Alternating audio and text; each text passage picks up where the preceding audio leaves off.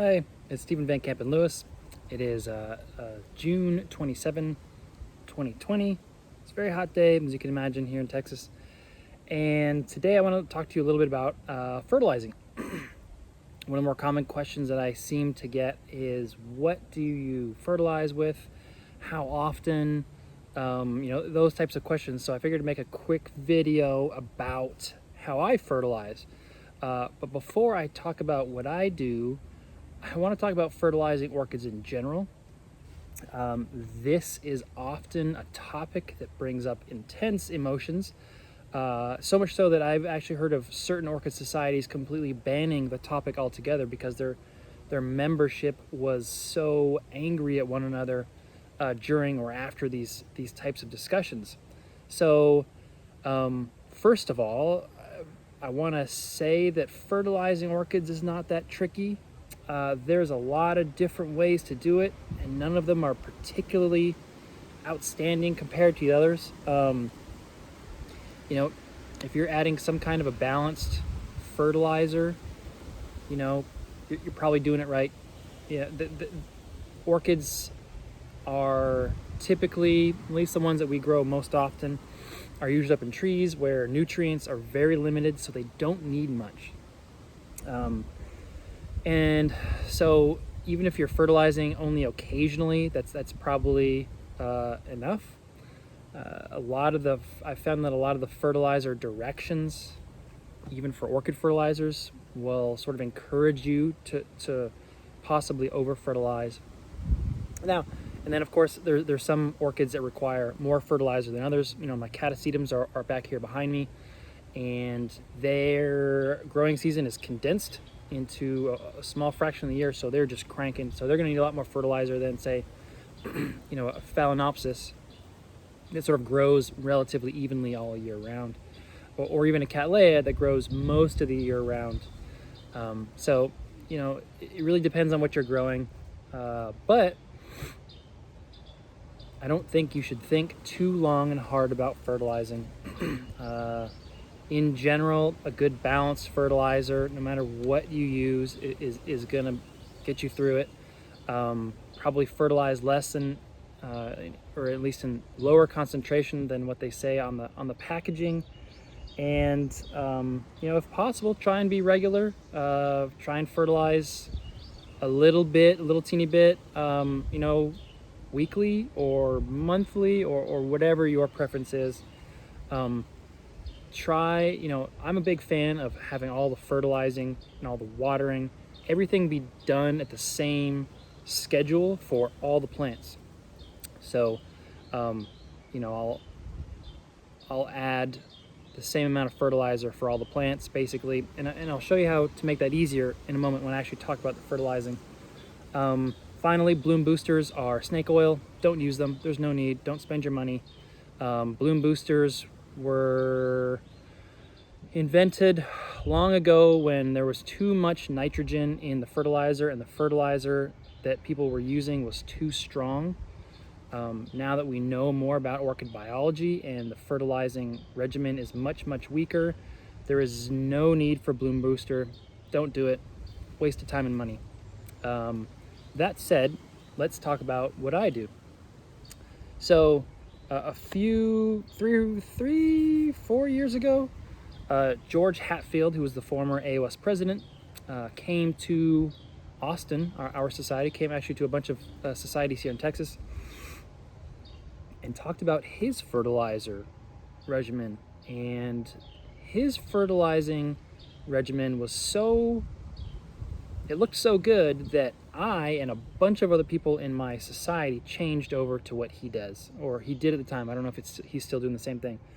And that was basically time release or slow release fertilizer in pellets that you apply once or twice a year. Basically set it and forget it, and you're done.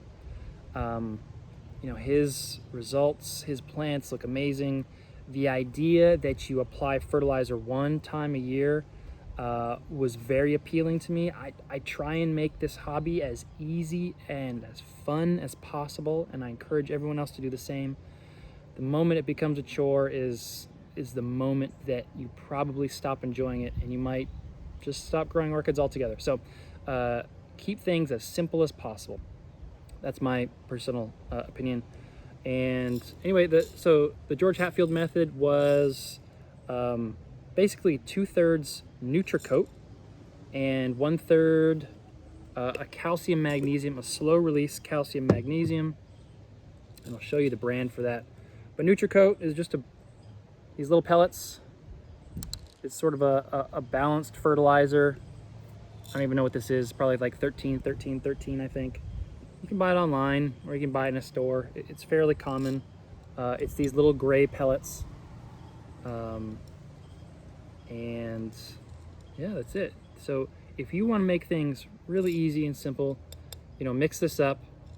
Like I said, the Nutricoat is the little gray pellets. The brown pellets are this. If you just Google Magical for lawns, actually is what it's for. This is a slow release calcium and magnesium supplement. Like I said, I put a 1/3 of this to 2/3 parts of the Nutricoat, and that's all I need. So if you were so inclined, you could add that and just be done with your fertilizing for the year. The Nutricoat that I used to buy was, I think it may have been a year, it may have been a little less. I think the one that I buy now is maybe 6 months worth, but to be honest, if you add fertilizer, time release or slow release fertilizer, I should say,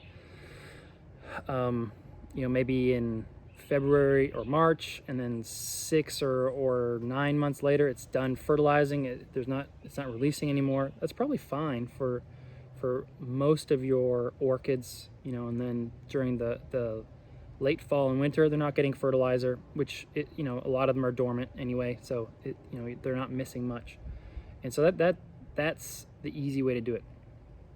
This year I started experimenting with something called Purely Organic, and it is this sort of powder that Sue Bottom wrote about extensively a couple years ago. If you type in Sue Bottom Purely Organic on, do a search on the internet, the St. Augustine Society in Florida publishes a lot of her articles, as does the AOS, American Orchid Society.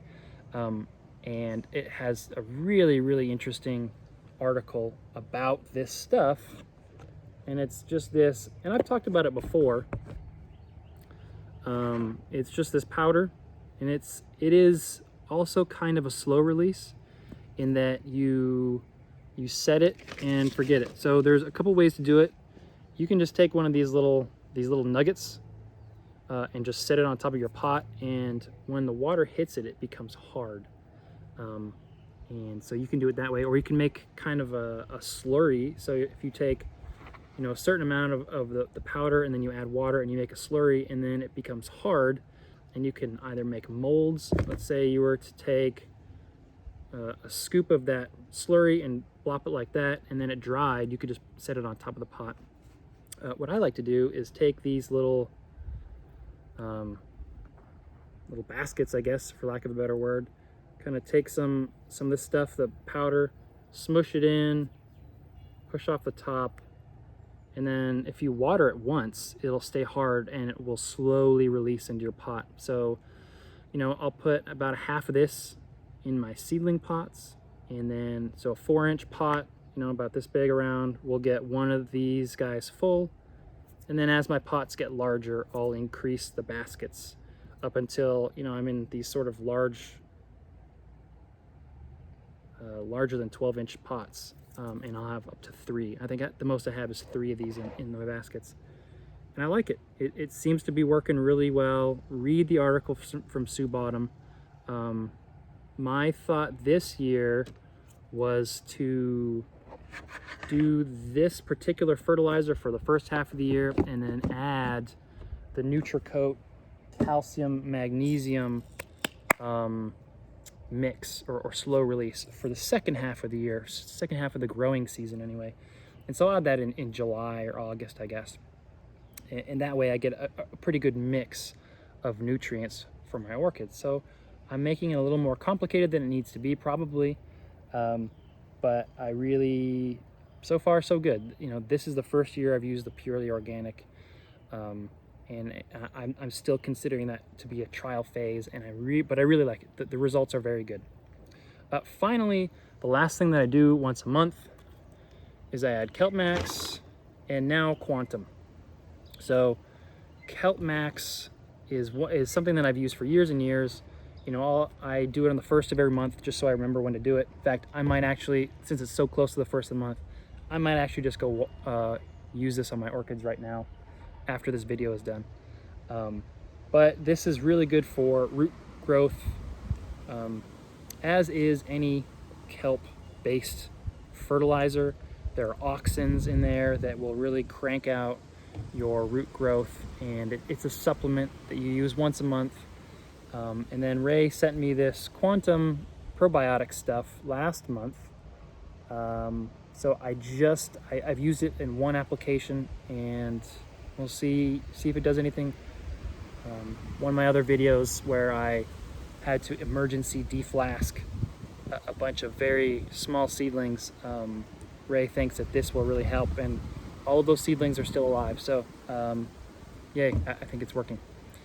And that's about it. You know, like I said, keep it simple. There's no reason to get complicated. Bloom boosters overcomplicate things.